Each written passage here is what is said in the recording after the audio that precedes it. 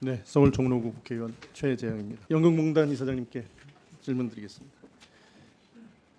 국민연금기금 수탁자 책임 활동에 관한 지침에 보면은 중점 관리 사안에 대해서 이제 연금이 기업과 비공개 대화, 그다음에 비공개 중점 관리 기업으로 또 관리하고 또 그다음에는 또 공개 중점 관리 기업으로 선정해서 쭉 대화하는 그런 과정들이 나옵니다. 그리고 마지막에 안 되면은 주주 제한을 할 수 있도록 그렇게 규정이 돼 있죠.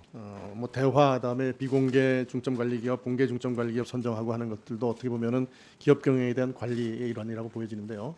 마지막에는 이제 주주 제한까지 할 수 있게 돼 있습니다. 이 주주 제한에 이사의 추천 또는 해임 이런 것도 다 포함되죠. 그렇습니다.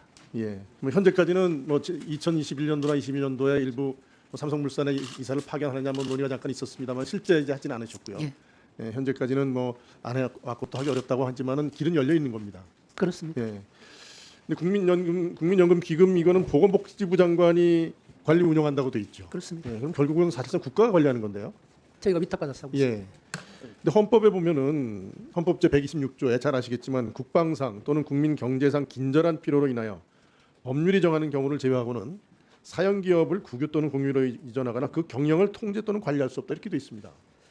여기에 관해서 다양한 견해가 있는데 이 헌법 규정에 소위 말하면 스튜어드십 코드에 의해서 주주 제한을 하고 이사를 추천하고 또 이렇게 하는 것들이 헌법 규정과 충돌한다 이런 주장들이 있습니다. 거기에 대한 공단 의견 어떠십니까? 저는 그렇게 생각해 본 적이 없습니다. 그게 법률의 근거를 가지고 법률에 정하는 경우에 포함되지 않을까 이렇게 생각이 저는 들고 있습니다. 헌법에 보면 국방상 또는 국민 경제상 긴절한 필요로 인하 이게 조건이거든요. 예, 경영의 관리 아까 말씀드린 것처럼 이사 파견하는 거 이상 경영 관리하는 게 어디 있겠습니까? 근데 국방상 또는 국민 경제상 긴절한 필요가 아닌 다른 목적으로 이사를 파견하는 길이 열려져 있다는 것은 많은 우려를 낳고 있다는 것이 그런 주장들을 많이 하고 있습니다. 그래서 이 국민연금 수탁자 책임 활동에 관한 지침을 통해서 결국은 정부가 연금 사회주의로 가는 문을 열어줬다라는 지적도 있다는 건 잘 알고 계시잖아요. 그런 우려가 있다는 걸 네. 알고 있습니다.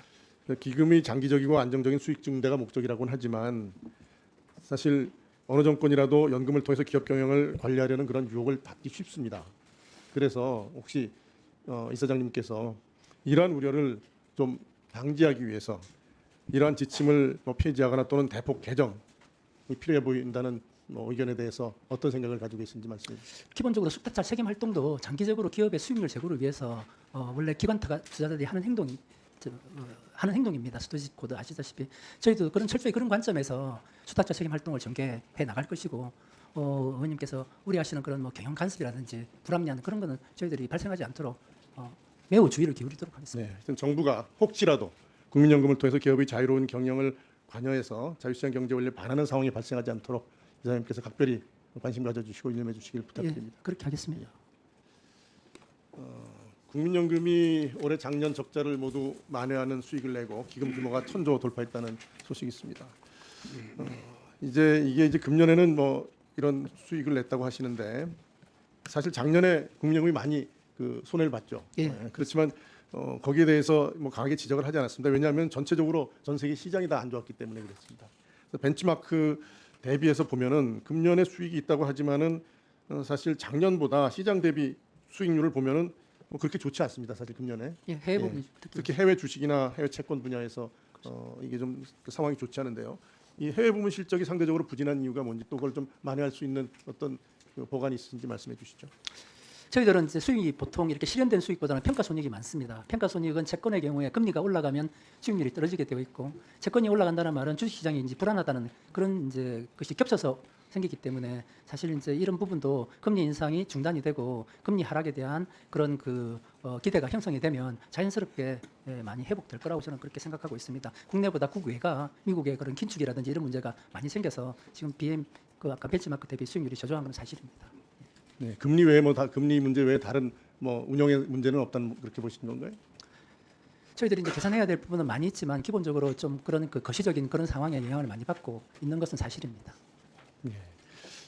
지금 해외 연금 기금에 비해서 우리나라가 상대적으로 좀 지난 10년 연평균 수익률이 좀 떨어진다 이런 자료들은 알고 계시죠? 예, 그것도 이제 10년 평균으로 하면 저희가 좀 많이 떨어지고 3년, 5년, 15년으로 하면 저희들이 한 중간 정도 됩니다. 사실은 그게 이제 앞서 말씀드렸듯이 수익률이라는 게 위험자산 비중하고 연계가 좀 되어 있기 때문에 저희들 위험자산 비중이 다른 나라에 비해 가지고 조금은 적습니다. 저희가 이제 한 50% 되고 외국이 한 70% 넘기 때문에 아까 제가 그때 전충수 의원님 말씀하시는 것도 기금 수익률을 높이면 한 20% 이상 저희들이 위험자산 비중이 모자라기 때문에 그런 부분에 대한 그런 확대가 수반되어야 된다는 그런 취지에서 말씀드렸습니다. 네. 시간이 좀 모자란데 이 부분에 대해서는 제가 다음 추가 질문에 대해서 이어서 질문 드리겠습니다. 예. 예, 수고하셨습니다. 김태현 이사장님, 제가 1차 질의 때 이제 추가 질문을 드리려고 했는데 이제 운영 수익률 제고하기 위해서 인력 확보 방안을 좀 질문하려고 했는데 다른 의원님들이 이미 질문들을 많이 하시고 답변을 해주신 것 같아서 그 부분에 대해서는 더 말씀 안 드리겠고요. 그 수탁사 책임 활동에 관한 지침의 그 주주 제한 부분에 대해서는 예. 지금 뭐 이사장님을 비롯해서 현재로서는 뭐 거기에 뭐 이사를 선임한다든지 이사를 추천한다든지에 대해서 고려하지 않고 있다고 말씀하시는데 이게 그 지침 자체에 보면은 제한이 없는 걸로 되어 있습니다. 맞습니다. 네, 그래서 그 이사를 파견하고 하는 것은 사실은 경영 관여라고 볼 수 가장 전형적인 경영 관여거든요. 맞습니다. 경영 그래서 관여입니다. 이게 아까 말씀드린 헌법상 원칙과 충돌되지 않도록 아예 주주 제한이 가능한 한계가 무엇인지에 대해서 그 수탁자 그 책임 활동하는 지침에 좀 가이드라인을 좀 정해 주실 필요가 있지 않나라는 생각이 있는데요. 그 부분에 대해서 검토하시고 의원실에 좀 보고해 주시면 고맙겠습니다. 그렇게 하겠습니다. 예. 예.